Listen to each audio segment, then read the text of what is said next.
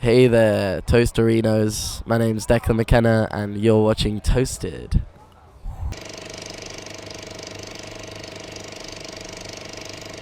Declan, welcome to Pinkpop. Thank you. Welcome also.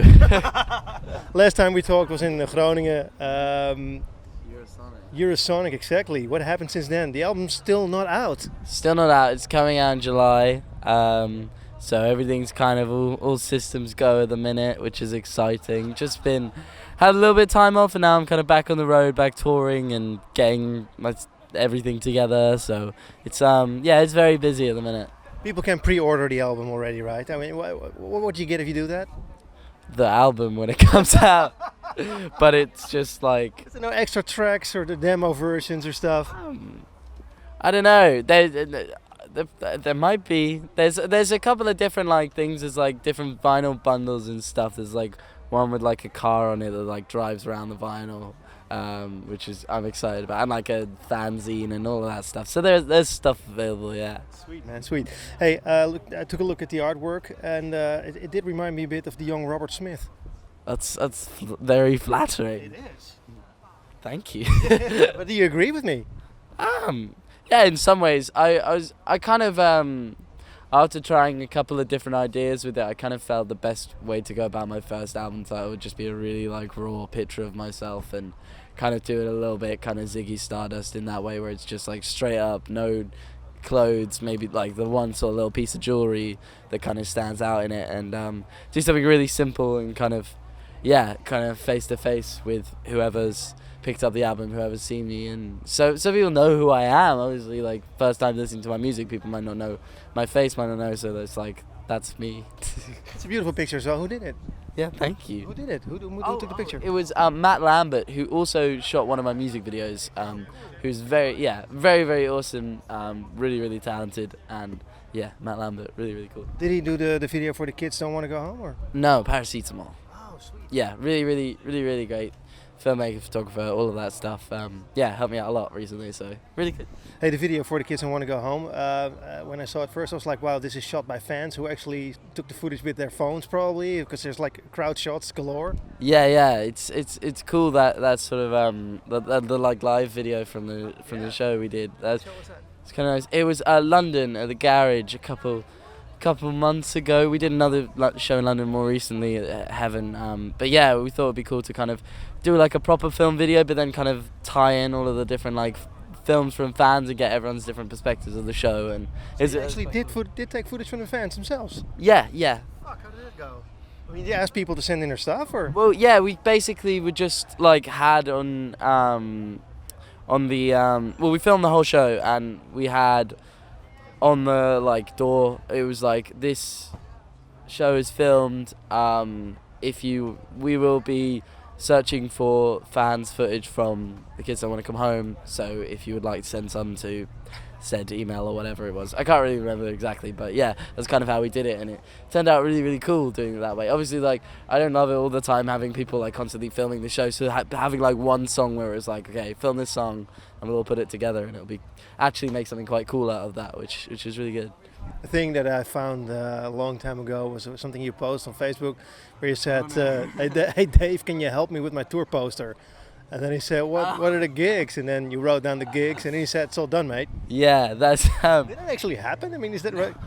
No, that's from a different like tour post. So there was this one for this promoter, I don't know who, but it basically went around the internet where it was like this text, and it was like, all done, mate, and it was kind of became a bit of a meme, and so I just made this tour poster that was like that, because it was kind of funny, and I couldn't really be bothered to make like a proper full-length tour poster, so it's just like, people will find this funny, let's just do that. I loved it. I was checking out footage of your shows, and there's a lot of stage diving of you.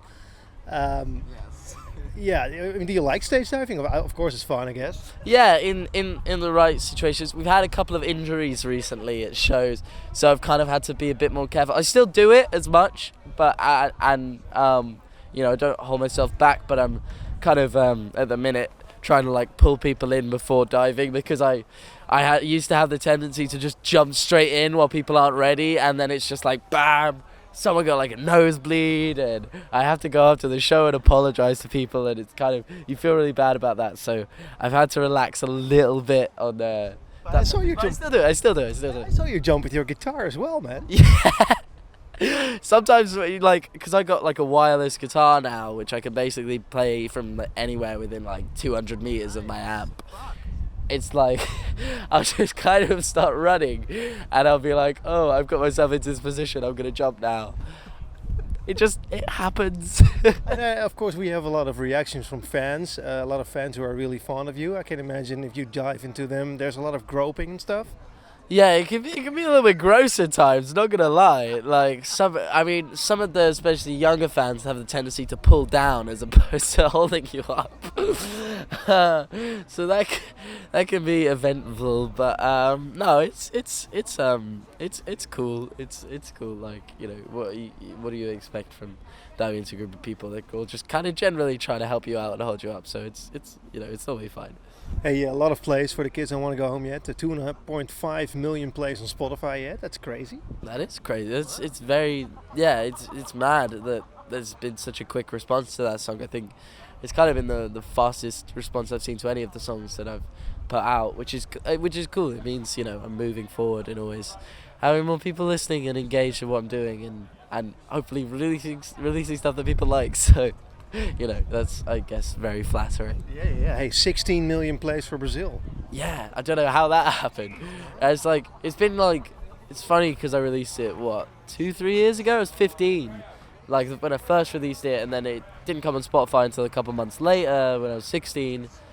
And then the first, like, year probably got, like, just under 1 million, and then, like, the last year it's had, like, 14, 15 million, whatever. Like, it's just been crazy. Like, the speed of the progression of it has just been, unreal. For us, of course, because we've met like 3 times now. For me, it's like, okay, this guy is going to be really famous really soon. But it takes time, right? I mean, and a lot of hard work.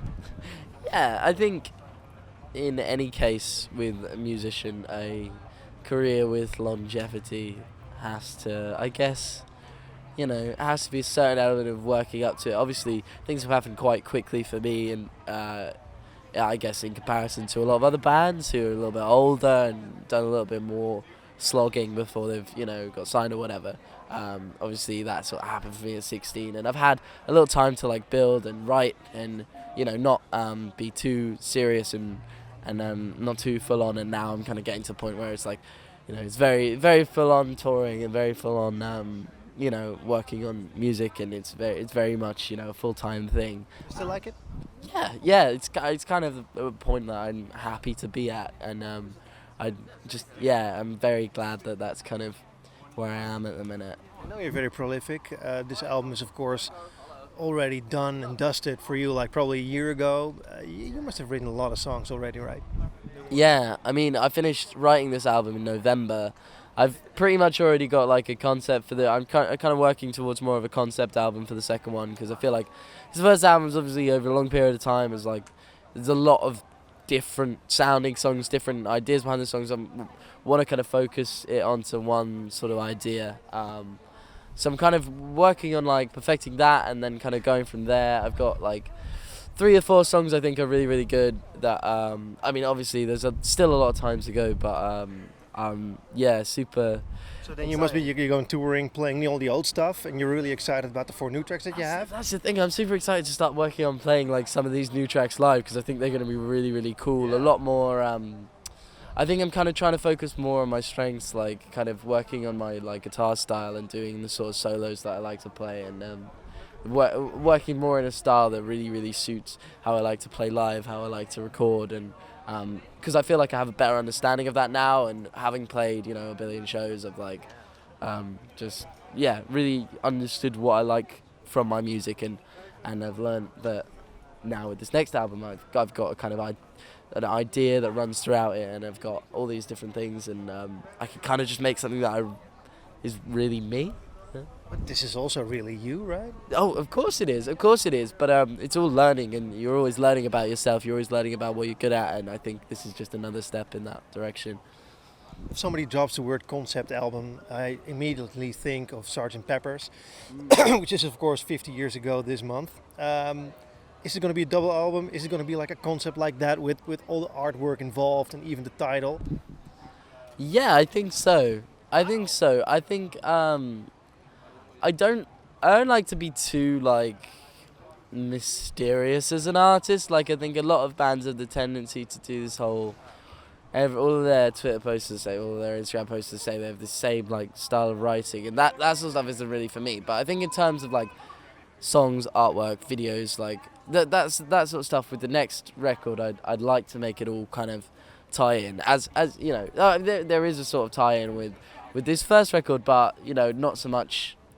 I guess it wasn't necessarily planned. With this one, I want to kind of, you know, have an idea and be like, oh, this connects to this connects to this, and have people kind of understand it rather than it be a kind of confused like thing out of my head that this first record was obviously I love it still, like it's my child, but yeah. Let's talk a little bit more about your child, because the last time we couldn't because it was all secretive. Now, of course, people can order the album, so we can talk a little bit about it. So how many tracks are finally on the album? 11 tracks, so there's going to be vinyl. There is vinyl, yeah. We put out vinyl, one like picture disc where, as I sort of mentioned it earlier, it's like grey and then there's like white lines like a road and there's a little car and it like drives around the vinyl. It's one of my like thought babies that I still haven't seen yet. We still haven't got it like printed yet, but it's coming and I feel like it will look really good. You know, there's like actually these small V-dub cars that you can buy. They have a small needle inside.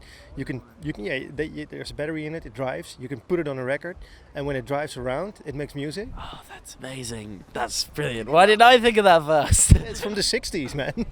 The 60s, man. They're always taking my ideas from me. Always taking my ideas before I come up with them. But you actually didn't know that? Oh, that's fun.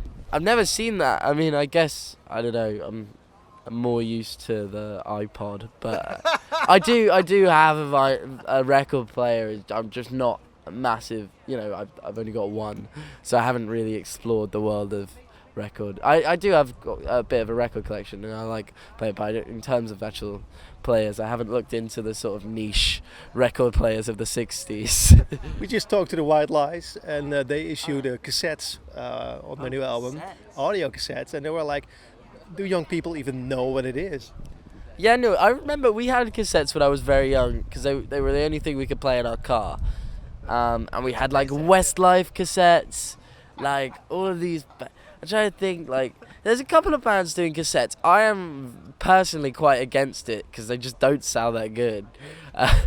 It's cool. It's a cool collector's thing, but past that, it's kind of a bit meaningless to me, other than for nostalgia's sake. Whereas the vinyl actually does sound really, really good, and it really does hold up against, you know, digital. So, you know, that one kind of makes a lot more sense to print rather than the cassette, where it's just kind of a bit difficult and it kind of doesn't sound as good, and you know, it's a nice collector's item. I might do it at some point. So 11 tracks, first single, of course. Do you actually play all the tracks live already? So if people go to your show, can they hear the entire album? I mean, we don't tend to play the whole album, all the shows. We tend to hit all the songs at each individual show to put together, because you know, we'll play for like an hour-ish and we'll include the B-sides and stuff, which we put out obviously. So we don't want to kind of burn out all of the songs live before, you know, we release the record. But yeah, we kind of getting most of the album really tight live. Bless you. Thank you. Oh, okay, I'm good. You're allergic to us. I don't know. I've had a cold recently, and my nose is really blocked. I just did a whole session, and I was like, "Hello, I'm Declan. My nose is really blocked right now." Hey, to wrap this up, because your time is precious, of course. You posted a picture of or a video of Jeremy Corbyn. Why is that? Because I think it is in probably a lot of people who listen to our music in the UK's interests to vote, and I think I'm very much a Corbyn supporter. For all his faults, I think he's definitely the better out of him or Theresa May. So I think it's important for myself to kind of I used to keep reminding people that they can vote, that they, have that right, and the election's coming up very soon. So yeah, it's just very important to me to spread the word and do my bit, I guess, for whoever's listening. So yeah.